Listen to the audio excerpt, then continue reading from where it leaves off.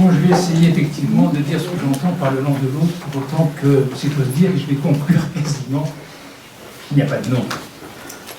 Mais enfin, essayons de développer cette question.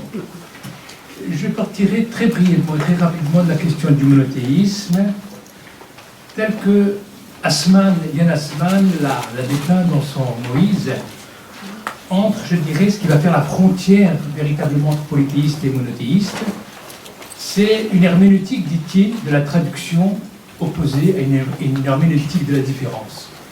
Une herméneutique de la traduction qui fait que, effectivement, quand on se faisait la guerre, quand on faisait du commerce, on pouvait traduire le nom de Zeus par le nom d'Amon, de Jupiter et bien d'autres, ce qui dans le monothéisme devient absolument impensable, puisque c'est le séparé radical absolu, dans la mesure où le Dieu d'Israël est aussi le Dieu des ennemis d'Israël.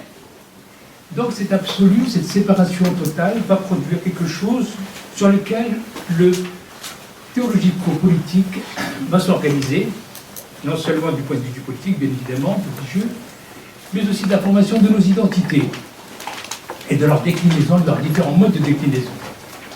Donc cette herméneutique de la différence n'ouvre plus de porte à la traduction. Il ne veut pas dire bien sûr qu'il n'y a plus de traduction, mais je dirais la porte est ouverte plutôt du côté de la conversion. Parce que où on adhère pas, c'est la question de la vérité. Excusez-moi, je vais changer de micro. Qui va se trouver posée, d'accord. Et je ne sais pas bon, ben souci. Bon. À vrai dire, la question de cette différence, c'est ce qui va se jouer à travers les opérateurs d'inclusion et d'exclusion. Ce que Stéphane Todorov disait dans un de ses ouvrages, ce qui va distinguer eux et nous. Et à partir du moment où cette différence traverse notre Occident, notre civilisation, il faut voir quels sont ces différents modes de déclinaison. Le proto-universel que Paul a essayé d'établir, c'est qu'il n'y avait plus ni juifs, ni hommes, ni femmes, ni grecs, ni esclaves, dans la mesure où nous étions tous un grand un, en Christ. Ce qui signifie que les hommes étaient pécheurs en Adam et redimés en Christ. Mais alors, quid de ceux qui restent esclaves, juifs, femmes, etc.